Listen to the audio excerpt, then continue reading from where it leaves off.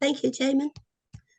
Hello, candidates. Again, if you didn't hear before, I just commend all of you for standing up and fighting for our public education system. Unfortunately, the West County Contra Costa Unified School District has been sued by a group of educators, staff, and parents. The suit is basically failing to address poor. Oh, wait, you're supposed to do the. Jamin, I'm sorry, I screwed up already. They're supposed to do their introduction. Yeah. So 3 minutes for introduction first. Yes. And let's start with the Honorable School President, Jamela. Good afternoon, everyone. My name is Jamila Smith-Falls. As a parent of school-age children and a teacher, my governance is personal. I am the re-elected trustee to West Contra Costa Unified School District Governing Board. I had a wonderful education despite a severe reading delay. I believe all students deserve whole student success through resources and strategies provided to them from the district. I'm here to continue to serve on the board and with the goal of education of not only the student, but the parent and the community. Navigating the school system is complicated, but as a parent, teacher, and trustee, I have the skills to serve.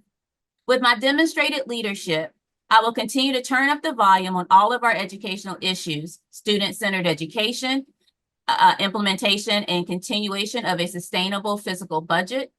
I'm here to continue the positive policies, practices, and procedures for all student success, such as focusing on college and career, aligning the superintendent's evaluation goals that directly impact the most marginalized students, and making us an anti-racist district.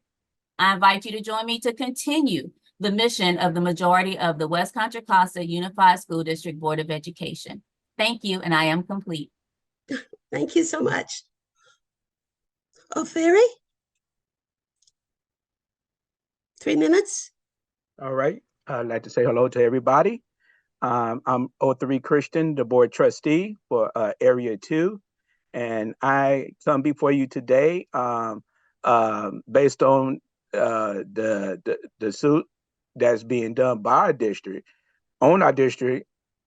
And our thing is to improve education, to improve the conditions of our schools, to improve who we are as a school district.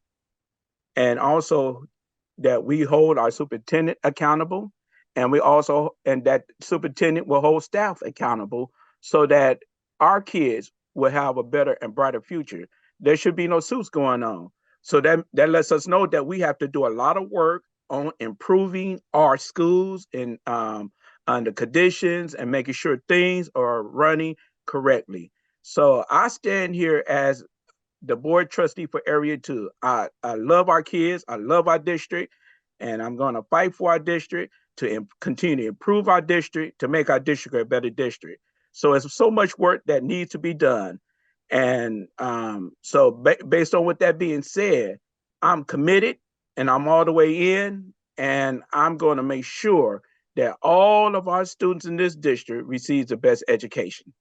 Thank you. Thank you so much. And Guadalupe?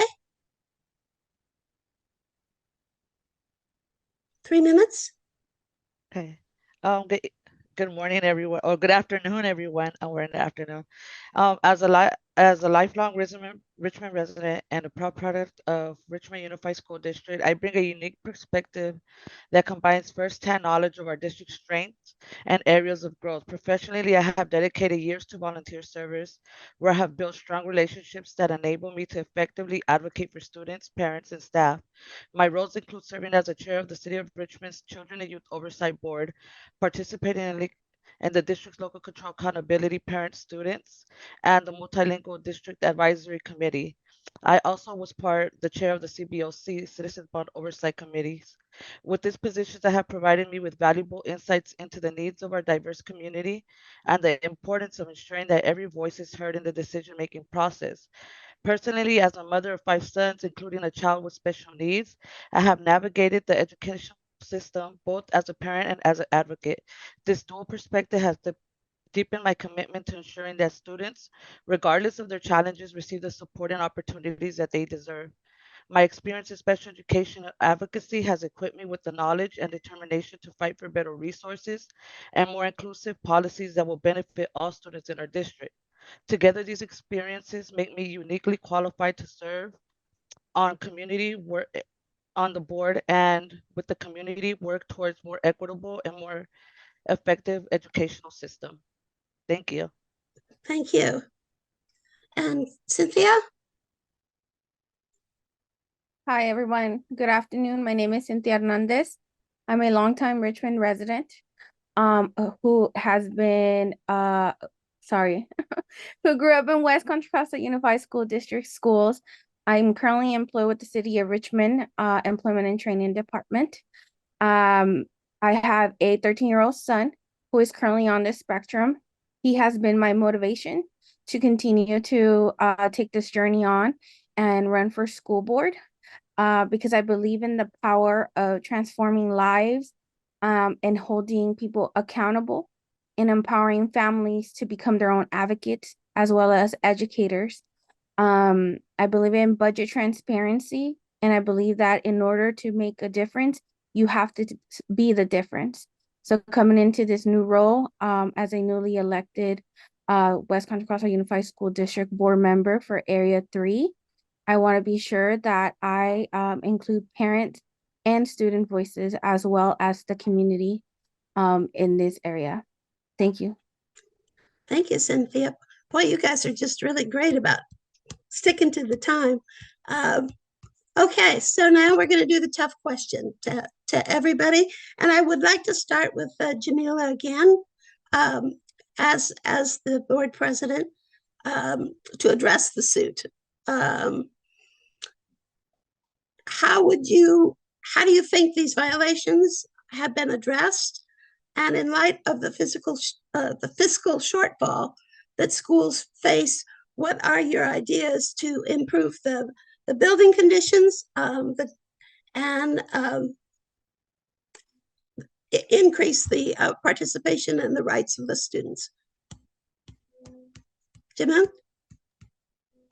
And So 3 minutes, please. Thank you. So there's a couple of things when you speak about the particular lawsuit that you're talking about. The particular lawsuit that you're talking about deals with facilities. It also deals with the lack of teachers in the classroom. I think some of that we know is not only a localized issue, but it's a grander issue. Education has never been valued to the degree that it needs to be, which means it's never had the resources, which are financial, poured into it. Now, we saw a shift during COVID, but then we saw everybody run the shift backwards because that was such a scary time. But it was also a time where we could have taken the unique opportunity and really put the focus on systems changes. We need to close the systems that do harm to the most marginalized, and we need to increase the education of our parents and our community members, but also our board members. The majority of the board is with the understanding of what it takes to run a district, right? We understand that we have to do a lot of things differently than that was done before. When you look at Stige Elementary School, for example, it was this board that moved Stige up to number 3 and then made sure that not only the 2 high schools were covered, but that the money was there for Stige rebuild. And then we had this board who closed the school immediately when the hazardous materials were found. It took one day, and we had the beginnings of a plan to move Stige to the temporary campus. So what you have to have is not meeting after meeting after meeting, but you have to have action. So what we're looking for is a board that will continue to move with the action necessary to not only be preventative and less reactionary, but also be visionary. We have to think outside the box. Education is the only system that hasn't changed in 200 years. We have to make a change. We have to do we have to increase the accessibility for our students to be the best version of themselves. And that's what I will continue to do. I am through policy, procedures, and practices. I am complete. Thank you. As an incumbent, Otheri, would you like to go next for your 3 minutes on how you're addressing the complaints that the suit brought up? Yes, thank you. I appreciate that. So as we deal with our facilities, which the lawsuit was around, and lack of teachers. And so the thing is that we have to hold the superintendent accountable, and also the superintendent has to hold the staff accountable. So with that being said, so you're looking at facilities. Well, the facilities should be our facilities should be together. Our facilities should be sparkling, where our students and when parents come to the campus to be able to see a clean, nice campus and so forth. Dealing with the Stige issue. So we moved Stige up to number 3. And so with that being said, we are seeing that Stige is going to be rebuilt. And also with that, I have brought in the mayor office, Eduardo Martinez. I brought in Gary Mindy office. I brought in John Joyer's office. I brought in Tony Thurman. And so that we are going to make sure that Stige in the community be rebuilt, and that Stige will be a fully rebuilt school.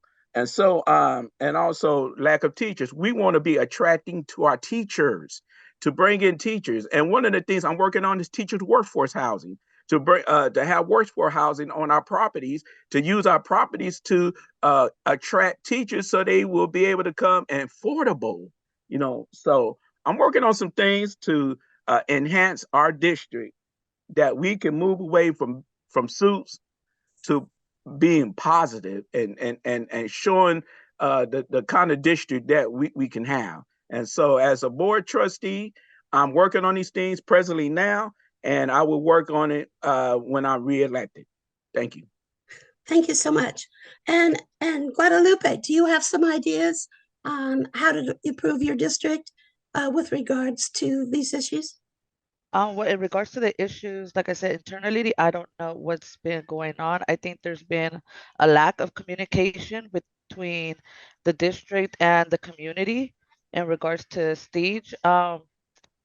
What I would do is really make sure that the community is at the table. I think the decision making does happen at the board, but I also think that it has to be a movement that it's taking the community's perspective. Like, we're the ones that are having to go. Our kids are being displaced into another facility, and I think there hasn't been enough communication. I think there's no clear direction till now. There is plans in place.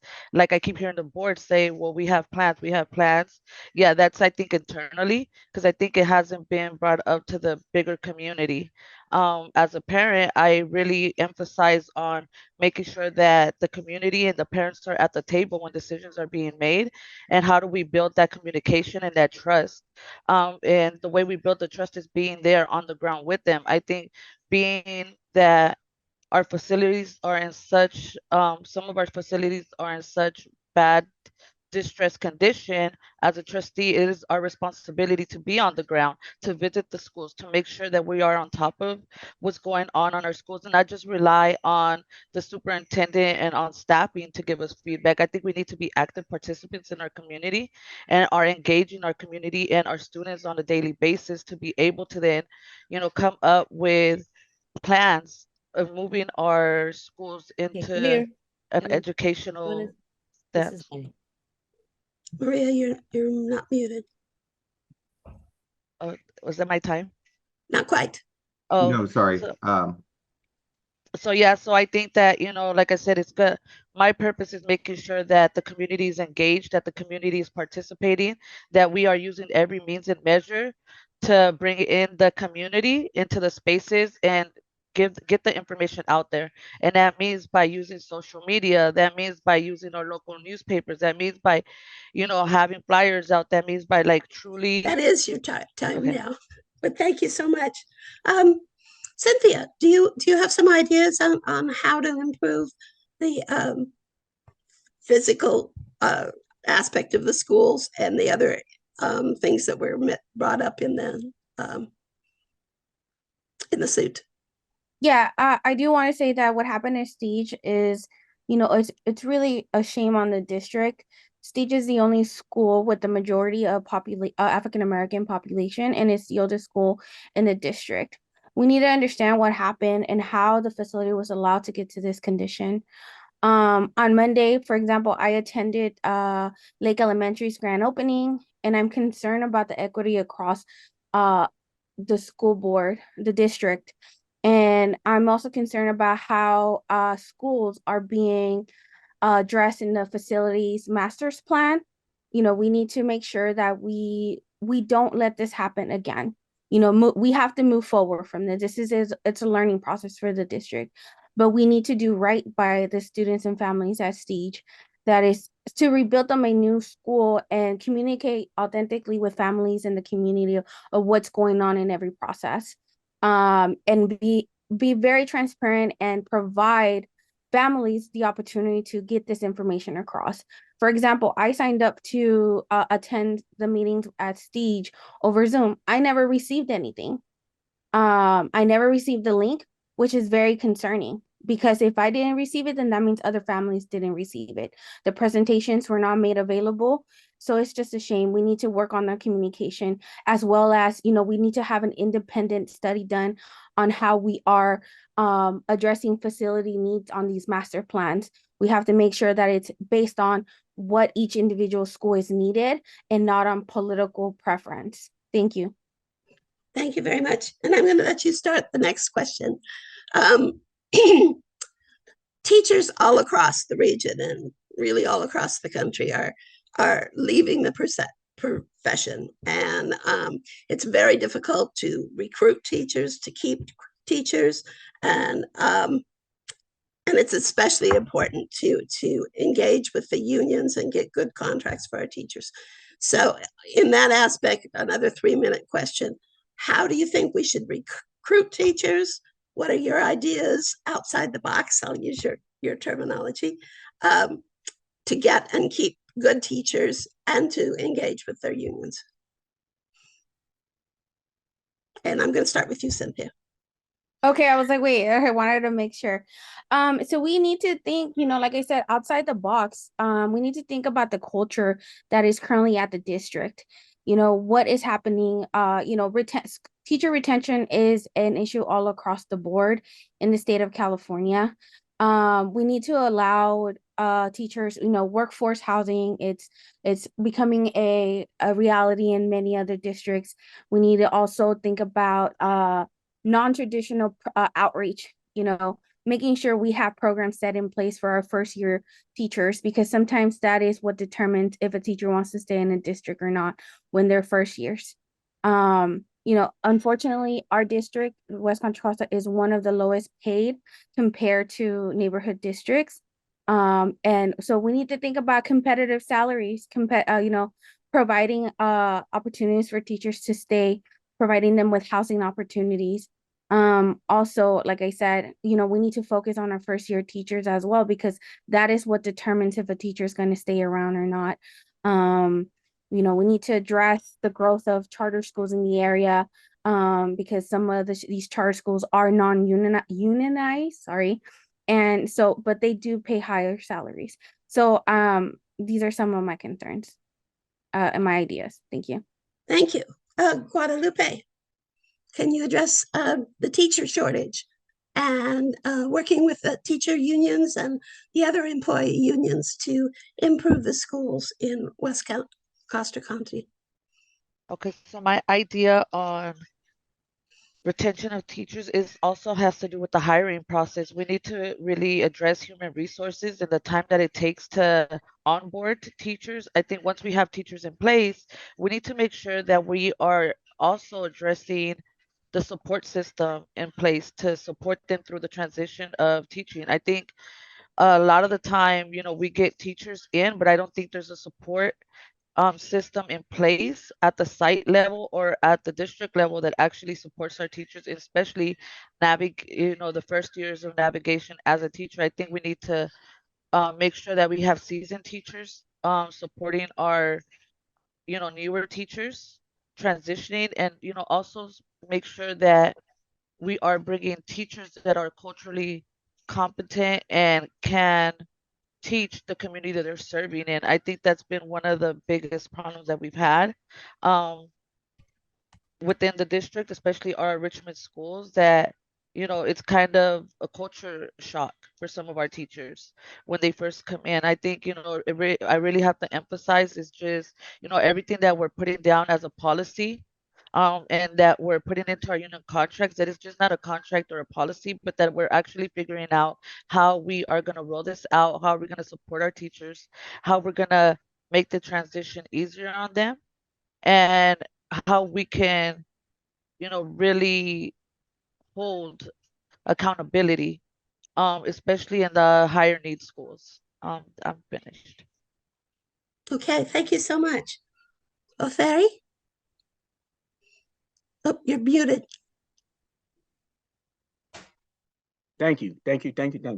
I'm happy to say, first of all, I'm supported by the teachers union, by United Teachers of Richmond, and being supported by the teachers union. Also, I can say that I am a substitute teacher that teaches over in Oakland, and actually, I'm working on my full teaching credential to get my full credential so I could be able to teach in the classroom.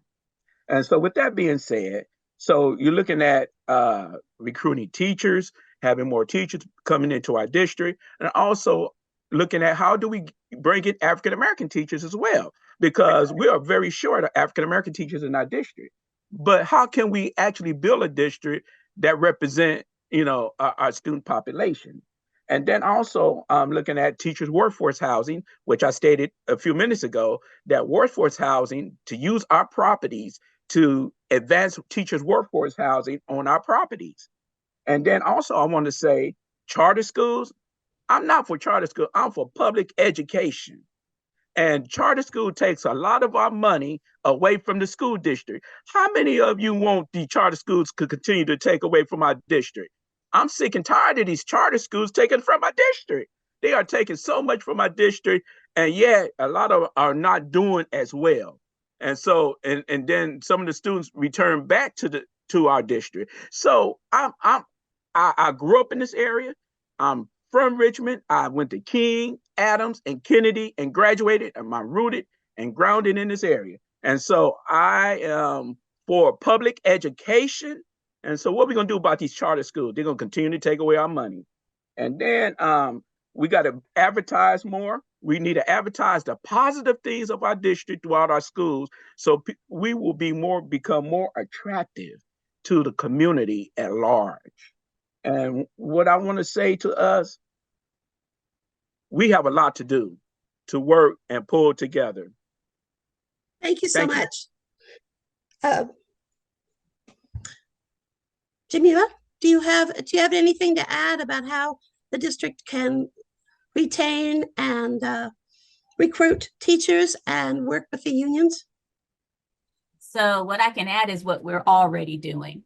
And then we are giving all of our union members a bonus. So teachers specifically, they're getting a bonus because we know that teachers spend so much money getting their classroom ready and they come out of their own pocket for supplies. They spend hours and hours and hours prepping. So what we're doing is we are giving them a bonus in August so they can take that and put it back into their pocket because we know they've already spent money. When you talk about retention and recruitment, you have to also talk about those things that hold teachers in a district besides loyalty and the love of the students. Some of the things that hold teachers into a community, into the district, is support. And what does support look like? Support not only looks like financially what you can do to the value them, but it looks like, what are we doing with the healthcare? Are we paying 80 and they pay 20? I think we're now doing 90-10, which is what we're moving to. How do you have relationships with your unions? Well, one of the ways you have relationships with your unions is you show up. You understand what they go through because you have your feet on the ground. As a parent volunteer and a teacher, I understand what's necessary to happen on campuses and what we go through every single day. When you're sitting at the board level, you cannot forget that when you're making policy. You also have to remember that retention comes when we're looking at who we are doing the hiring with.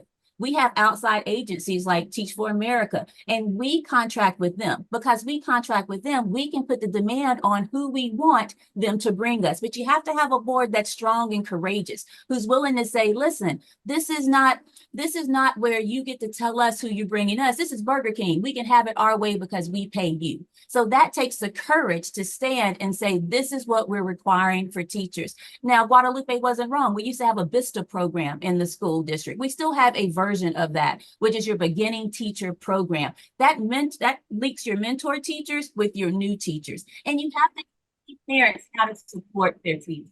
I am complete. You are complete. Um, it's been mentioned a couple of times on these interviews that unfortunately West Contra Costa still has an awful lot of racism to overcome. And there's bullying in our schools. There's bullying from students, and there's also pressure from some parent groups that are not as inclusive as we would all hope. So I'm going to start with you, Othari, and ask you, how do we combat racism and bullying and make it a welcoming place for our students to come, all of our students, including everybody with race, religion, disabilities? How do we make it a place that everybody wants to come to school? All right, thank you. Appreciate that. First, I want to say that in our district, we just passed an anti-racism policy, and that just has been done. So, and now we are pushing it from the top on down. And so we had workshops with the teachers, workshop with staff, the upper cabinet of the district. So all of that is in motion. I mean, all of that is happening now. And so when you talk about racism, can I just give a little testimony?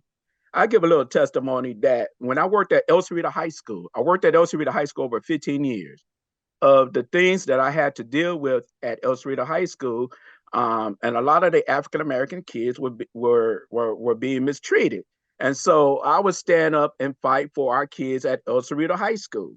And I would let them know, this is wrong what you're doing. I challenged the system there on my campus that I worked on. I can speak personally to it. I stood up for all the students from every nationality, from every background, from, just standing for what's right. And there should be no child being bullied or looked at differently. Everybody is precious. Everybody needs to be loved on. And so racism, we have to deal with it. And so with the anti-racism policy that we have now, we are really making sure that it's being done. We did it as a board. As a board, we passed that. So we're working on improving our school district, and we're going to get there. Thank you. Thank you so much, and thank you for standing up. Guadalupe, what are your ideas for dealing with racism and bullying in schools? And it's not just this school; it's it's across the whole board. Yeah, I agree. I think having this anti-racism policy in place now is one step forward, but I think it has to go beyond the policy making level. It has to go beyond, and I say that in what does that look like? I think it has to be acknowledging the racism within our schools and having that clear, and then how do we work towards this anti-racism policy? What does it look like? How do we make it happen? I think it goes beyond, and it stretches with the community that we're serving. We come from a community where we have a lot of baggage. Our kids endure so many things daily, and we are a representation of what the community has made us, the hardness and every tragic event that happens. So it's like, how do we now support our students and our families to really navigate this, and how do we make sure that our staff is understanding at our sites to be able to house this and really make that change within our students and our families to commit to building this anti-racism community. And like I said, I have sometimes a hard time saying it because it's easy to say, but it's really difficult to do.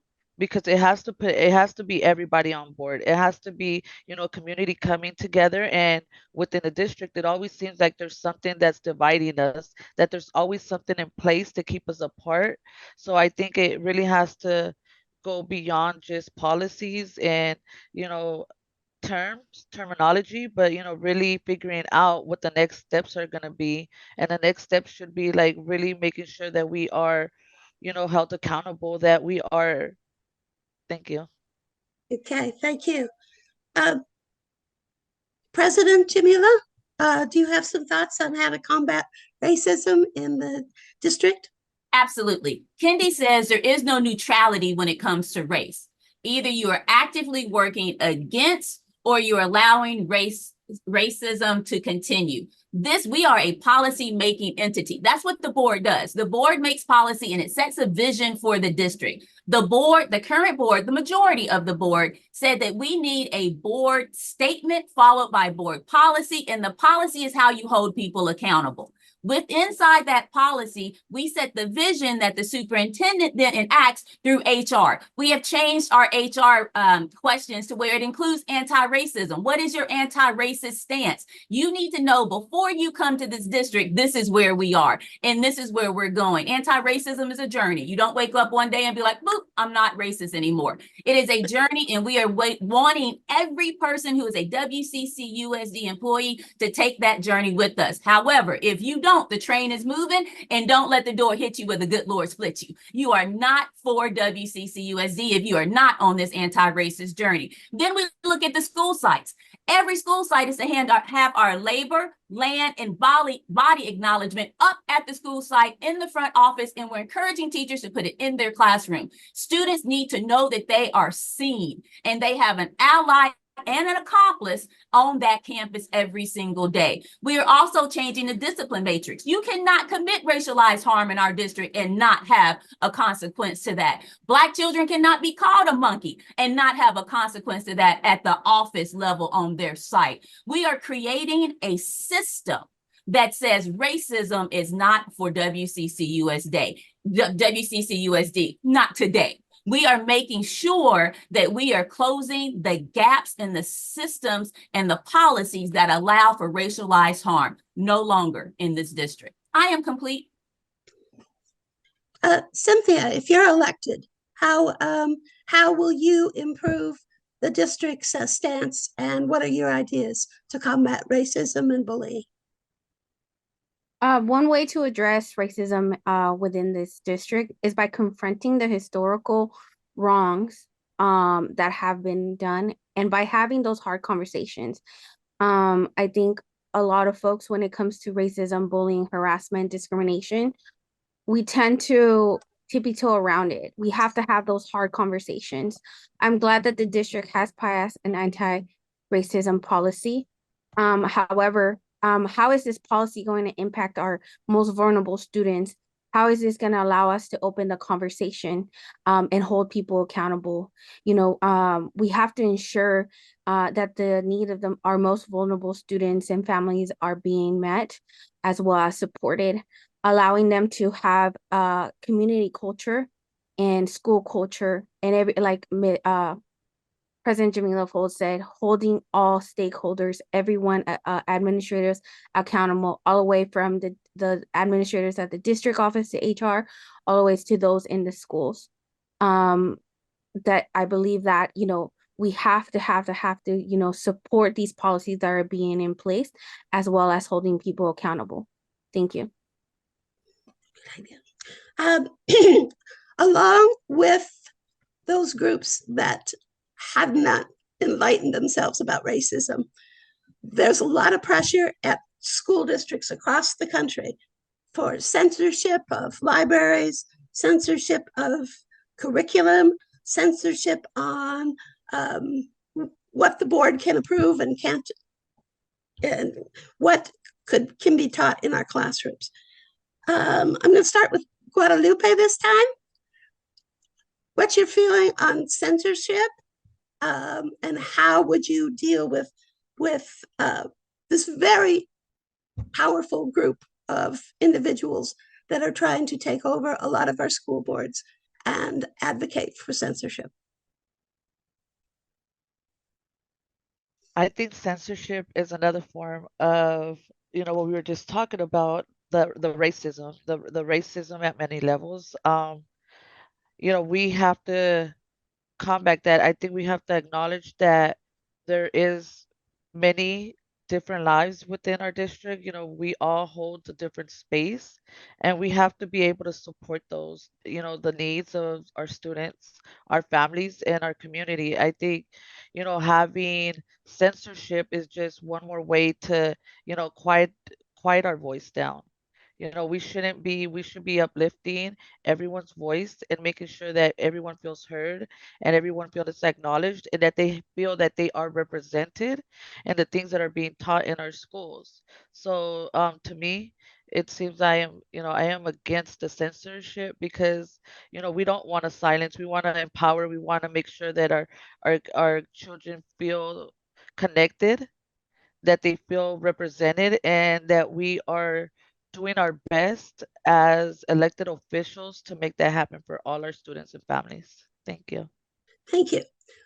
Oh, Farah, I'm going to change the question just a little bit because you are an incumbent, and then I'll probably ask Jamila the same way. What kind of policies do you have on what books go into the library?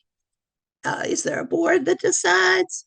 The same sort of with sex ed and some of these other controversial subjects. Does the board make that decision, or does that come down from the state of California? Who sets the tone in the schools? Well, let me just put it this way: the state of California has not issued anything, and so and as the board, we have not, say you read this book and not read that book. We have not done that. So with that being said,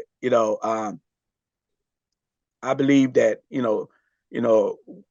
we don't have no restrictions. So there's no restrictions there. But just to say, what's going on across the country and everything else. But just understand that this country was built on racism. And this country was built on the evilness of people hating another race.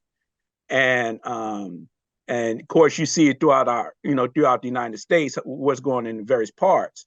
So, but the thing is, for us here, the superintendent of state of California has not issued anything, so we're open to books for all knowledge.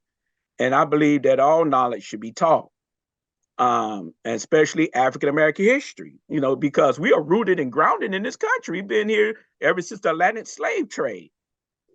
So, but racism and all that stuff, I'm glad we're not dealing with it like in Florida or Texas or other places. I'm glad we're not dealing with the same mentality. So, and I believe here in this district, we have a district made of different cultures and diversities and people from all parts of the world.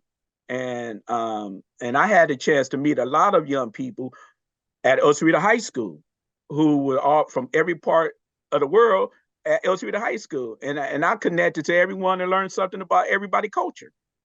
And so, and that's one of the things I love, learning about other people's cultures and hearing how things are done. Thank you. Okay. I love the music. Feels like we're in the Olympics again. Board President, what do you feel about censorship in our schools and these groups that are pressuring schools to ban books and ban certain topics in our schools? So it's a two pathway. One, we follow state law. So when we deal with our curriculum, we follow the state mandate. Okay, that's the first thing. So for example, the state said that you have to have ethnic studies. So when we have to bring in ethnic studies as part of our curriculum, then we rely on our CAO, our Chief Academic Officer, who has a whole bunch of people under her. It's a female at this point. that then talks about what that curriculum looks inside the classroom. What is it going to look like inside the classroom? And then we have our administrators that get trained on that curriculum because they do the evaluations of teachers and they make sure that that information is getting brought down to the student level. Then we do student surveys to make sure that they're actually grasping the curriculum and they're enjoying the class. So that's how we do our curriculum in WCCUSD. Now, one of the things that we do at the board level is we take the policy we take what the state says, and we ensure that the policy making at our level is totally and 100% inclusive. Understand that inclusive means belonging, right? So we want to make sure that everyone has a sense of belonging, but it's not just what you teach, it's who's doing the teaching. If you have an anti-racist curriculum that's taught by racists, doesn't make a lot of sense, right? So we are also looking at who is teaching our students the curriculum that the state is saying that we need to implement. We're also saying that anti-racism goes across all of our subject matters. There's an intersectionality. If you cannot find Black people in math, you are not looking. Black people in science, inventions that you totally use every single day were created by Black people from America, right? So there's things that we are saying to our teachers, it's time to look differently, look at it differently, and then bring that into the classroom. At a board level, what we did was we passed our flag raising initiative, which means that the LGBTQIA plus flag is raised every June. It means that our Pan-African flag is raised every February. We're saying that representation matters. We want the kids to understand that you are seen, you are heard, and you are valued in this district. We do that on so many levels. I'll give you another one with our PACs, our parent advisory committees. We have such a diverse group of PACs. We have our ELAC, which are English language learners. We have our MDAC. We have our DLI, which is dual language emergence. We have our APACs, which are African American Parent Advisory Councils. We encourage everyone to be on the SSC, which is School Site Council. What we're doing is making sure this board is making sure that you understand your power through knowledge, and that knowledge impacts that curriculum. When you look at your school site plan for student achievement, curriculum is inside of that. But we get to that school site plan for student achievement through our SSCs. Our SSCs are housed by our teachers and our parents. So it's looking at curriculum and teaching our children in a holistic way. Finally, and with the last couple of seconds, I want to make sure that everyone understands that if you want to teach an open, beautiful curriculum, you have to decenter whiteness. We are living in a system that was based on how comfortable can you make white students, how comfortable can you make white teachers, how comfortable can you make a white community. When I say whiteness, I'm not talking about skin color, I'm talking about the systems around whiteness that were created to make those majority more comfortable. We're looking at breaking and dismantling those systems. So ethnic studies is one way to dismantle and decenter whiteness, but it's not the only way. It's just a way that the state has said do it. Period poverty is another one that we're tackling in this district because the state said we have to. I'm complete. Cynthia, do you have anything to add to this question of censorship and how we get our kids understanding other cultures and other people? Yeah. So, as we know, school censorship is a growing concern among the United States. In order for us to address this issue with our school board community, we need to have a balanced approach that respects diverse viewpoints, as well as ensuring that students and families receive a comprehensive, students receive a comprehensive education. We have to educate our families when it comes to what is school censorship, as well as with some ways to address it is promote open dialogue. Again, we have to have these very uncomfortable conversations with our families among, the trustees, the educators, parents, students, about censorship and how it's going to affect their education. Just making sure that, we have an understanding of the education and legal structure. Again, state, local, how are we going to be able to address that and develop clear policies? At one point we might have to go back and revise what is currently, in the district policy if it's not including all students and all stakeholders. So it's just advocating for inclusivity and having those difficult conversations that we tend to avoid most of the time. Thank you. Okay. This last question has to do, and it's not just your school district, all school districts are, especially after the pandemic, are dealing with students being below average in reading and math. A lot of it is probably out of your control because of the budget issues and everything else. But I'm going to start with you, Madam President. How do you think we can improve the reading and math scores in the schools in WCC USD? And this is the last question. Then we'll do. So one of the things to understand when it comes to literacy is a skill. Literacy is something that has to be skillfully taught. If you don't have literacy teachers in the school, then it's hard to teach literacy, whether you are doing phonemic awareness or you're doing whole word skill set leveling. It becomes difficult. So what do? The first thing we need to understand is when these kids come into TK, that's the transitional kindergarten. That's the opportunity to really drill down on what literacy is. Literacy is not just reading. Literacy is also writing. Literacy is also listening. Literacy is also communication. In the district, we have a literacy task force. I'm on that committee. What we are doing is looking at all of the trends about literacy and then finding out what works for WCC USD.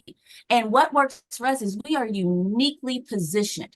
We are uniquely positioned to take on the literacy aspect sector by sector by sector. If kids don't come in when kids don't come in with a certain number of what we call sight words, they're already behind. If they don't leave TK with a certain number of sight words and the ability to hold their pencil correctly, they're already behind. If kids don't come in with a certain understanding of how words and books are used, you'll go in a classroom, you'll see kids have books upside down. That's a skill that we have to teach. So it's about breaking it down to the level of where every student is able to achieve the goal that we have for them, which is reading by third grade. Now that tackles the beginning. What about a sixth grader who already reads at a third grade level? What we have to do then is we have to open up our middle school curriculum and say, this is what you need and this is what we're going to give you without punishment, because the intervention has to happen inside the day. If intervention happens in the afternoon, kids feel punished and they don't want to come back to do school again. But if you have those pull-out programs, I'm going to grab you, put you in a small group, and then during the day, not punishing you, but helping you with those skills. I have more to say about this. Please reach out to me. This is one of my passions. I am complete. Thank you. Ferry. Yes, I'm Same here. question. Same question. Okay. Dealing with student that's reading below, and then you're dealing with math and so forth. When we deal with the TK, when we deal with the elementary level, that's the foundation. That's the foundation. If we don't put the money and invest into the foundation of our students at the beginning stage, then our students are going to have a difficult time down the road to read reading and math. But the key to all of this is investing, having the teachers, the resources, and the things that can enhance our kids. And also, what we have to do is learn how to become more innovative to make education fun. That I'm learning writing, I'm and making it fun, and making it math engaging, and learning it and making it fun. So we have to look at it. We can't operate how we operated in the 80s. We can't operate how we were in the 90s. You know, where we are today, we have to become more innovative. So when it comes down to seeing our students, all of our students, to get a strong foundation, it starts with the resources coming to the elementary level. And that's what I want to make sure. As the board trustee, I want to make sure that I bring in the resources and all the things that's needed to make sure that our kids are engaging, our kids are learning and gaining the insight of being that good writer, being that good math person, and so forth. And so I'm committed to fighting for our students, and that's my job as a board trustee, and that's what I'm going to do. Thank you. Thank you so much. Guadalupe, how do we improve the kids' reading skills and math skills? to me, improving reading skills and math skills isn't just about making sure our teachers have the supports in place. Our teachers are essential. I think we do a lot of, workshops. We do a lot of training when it comes to our teachers, making sure that they're prepared. But we also have to focus on our students, and what does that mean? We need to make sure that our students are coming into school prepared to learn. And I think that's the most difficult thing. I think, really emphasizing the community school structure and what, that each school is a different community. And how can we support each community independently with resources to provide for our students, academics. That means that if my child is hungry or if the child hasn't had breakfast this morning, we don't know when the last time it was that he ate.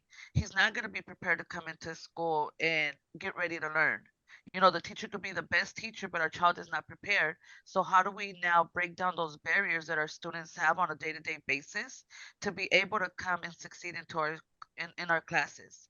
So really pushing, like I said, emphasizing the community school model of what services do we need and who can we partner up to achieve these services, whether it be at the county level or the state level to get more funding into our schools.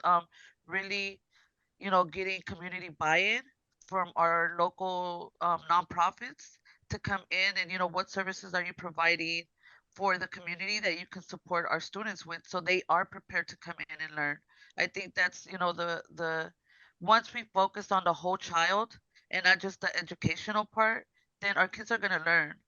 We have to break down those barriers to make sure that they are here and ready, and once they're being taught, it's going to be easy for them.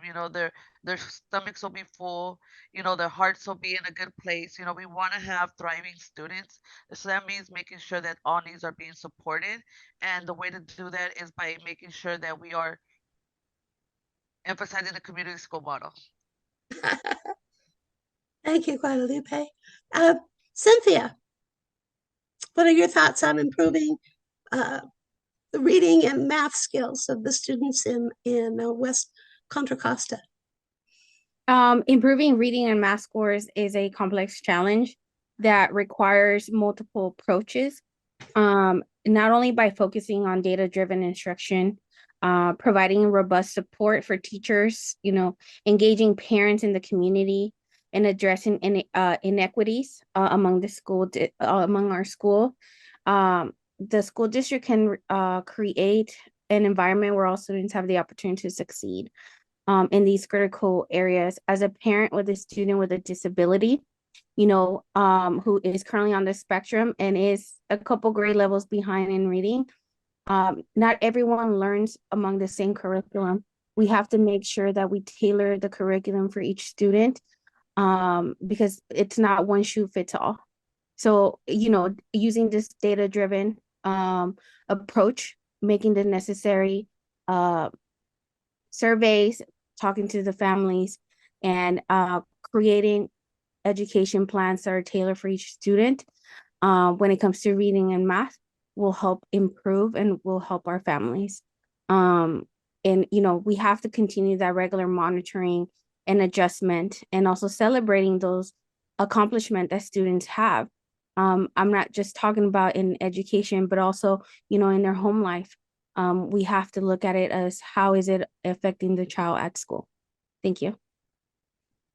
That was great, all of you. And now let's have a minute for closing statements. I'm going to start with Cynthia and just go up the list. But before we do that, I just want to thank all of you for I know these were kind of tough questions, but I think you all did such a wonderful job. So thank you for being with us today. And Cynthia, and don't forget to put your contract or information and campaign information in the chat after we're done.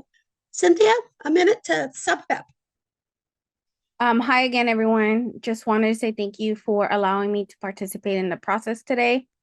I'm running as a former student of WCC USD, as well as a parent with a student with a disability. And as a student within the district, I was told that I wouldn't be able to make it out of high school due to my certain behaviors and grades. During my process, I did lose a lot of my peers, but I was able to successfully graduate from Vista High School, as well as attend Contra Costa College, and eventually transfer to UC Berkeley to get my degree in social welfare, even though I was told that I would not make it out of high school. I believe that the public education system has allowed me to be able to be resilient and created the foundation that I needed as a parent in order to be an advocate for my son and all of those. Thank you.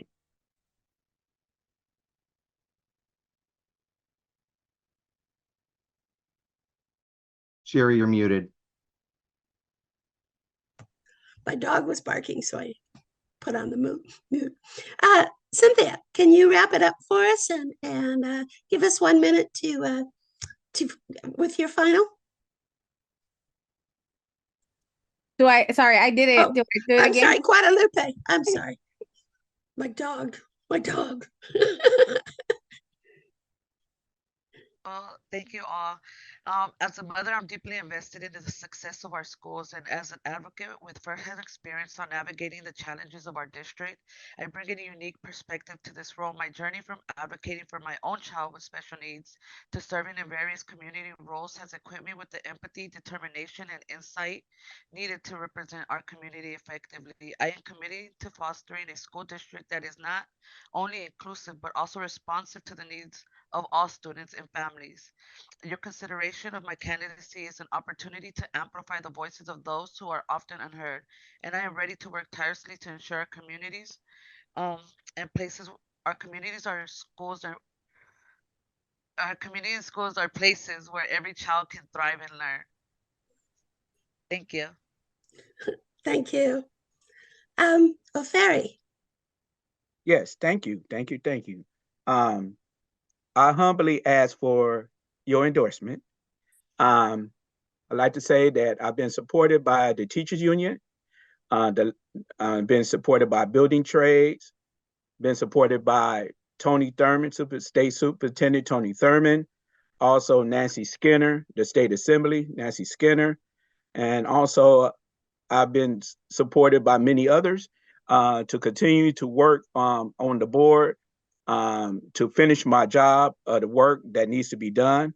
I also want to see great things happen for our kids. I have a niece that attends Martin Luther King Elementary School, and she's going to the first grade. Wow, man, she's getting older. And so with that being said, I'm here about the business of our district because I care, and also like community schools, which also been working on with the teachers and making sure that community schools is a big part of our community.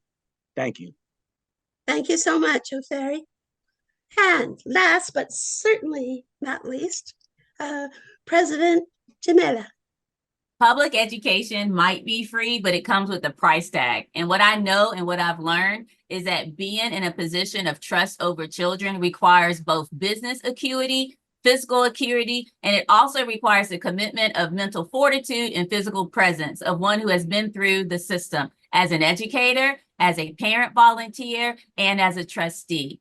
I am so pleased to represent WCC USD again for Area 1, Hercules, Pinole, and unincorporated Richmond. But please understand that I represent all 54 plus schools. I'm here for everyone to ensure that they have the experience that they deserve as a WCC USD student, parent, or teacher, or employee.